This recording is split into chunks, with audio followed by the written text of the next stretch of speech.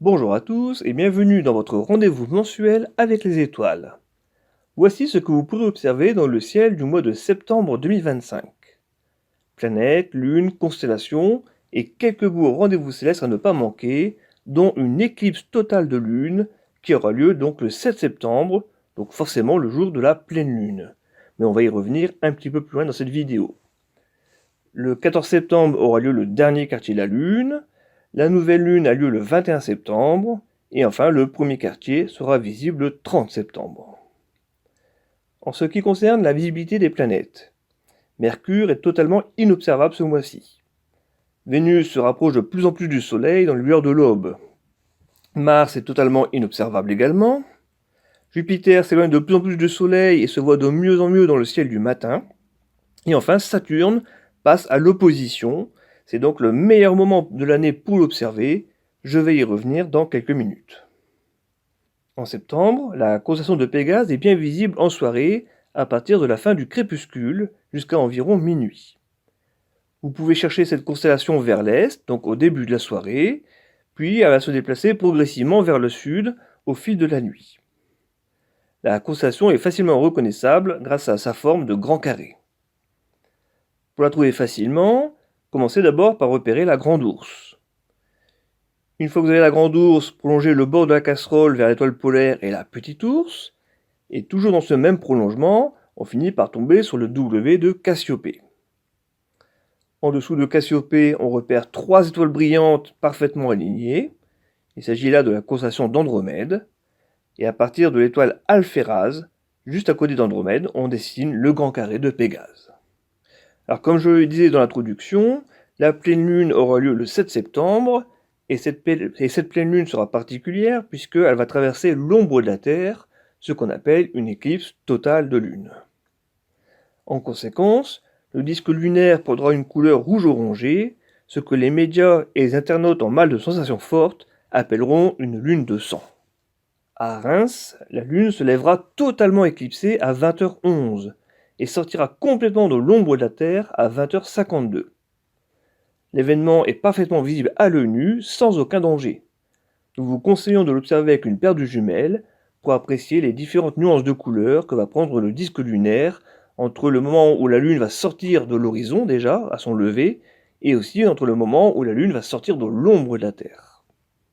Le 9 septembre, la Lune, encore presque pleine, se rapproche de Saturne. Les deux astres seront facilement visibles à l'œil nu. Le 16 septembre, la Lune a rendez-vous avec Jupiter. Le 19 septembre, ne manquez pas le beau rapprochement de la planète Vénus avec le croissant de Lune, et toutes les deux seront situées proches de l'étoile Régulus, l'étoile la plus brillante de la constellation du Lion. Enfin, le 21 septembre, Saturne passera à l'opposition. Cela signifie que Saturne, la Terre et le Soleil seront parfaitement alignés dans l'espace. Autrement dit, Saturne et le Soleil sont dans des directions opposées dans le ciel, vues depuis la Terre. Au moment de l'opposition, Saturne est visible toute la nuit, car elle se lève au moment où le Soleil se couche, et se couche lorsque le Soleil se lève. L'opposition de Saturne correspond généralement, mais pas toujours, à la période où la planète est la plus proche de la Terre. Ainsi, Saturne atteint son maximum de luminosité dans le ciel, et sa taille apparente est la plus grande lorsqu'on l'observe au télescope. L'observation est donc spectaculaire. A noter que l'opposition de Saturne se produit tous les 378 jours, c'est-à-dire au moment où la Terre rattrape Saturne dans sa course autour du Soleil. En résumé, lorsqu'une planète passe à l'opposition, donc pas forcément que Saturne, ça concerne également Jupiter et Mars, eh bien c'est le meilleur moment pour observer les dites planètes. Le lendemain, le 22 septembre, aura lieu l'équinoxe d'automne. Alors précisément, l'équinoxe aura lieu à 4h21 heure locale, car c'est le moment où le Soleil passera dans le plan de l'équateur de la Terre. À ce moment précis a lieu donc l'équinoxe, moment symbolique marquant la transition entre l'été et l'automne dans l'hémisphère nord, et entre l'hiver et le printemps dans l'hémisphère sud.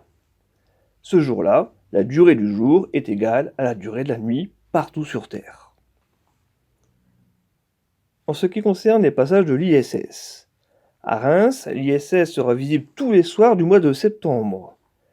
À noter qu'à partir du 9 septembre et jusqu'à la fin du mois, elle est enfin visible le soir entre 20h et 22h.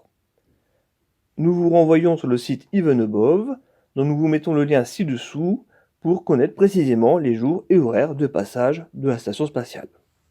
Voilà qui conclut notre exploration du ciel du mois de septembre 2025, un mois marqué par une magnifique éclipse de lune, le retour en majesté de Saturne à l'opposition et quelques beaux rapprochements planétaires.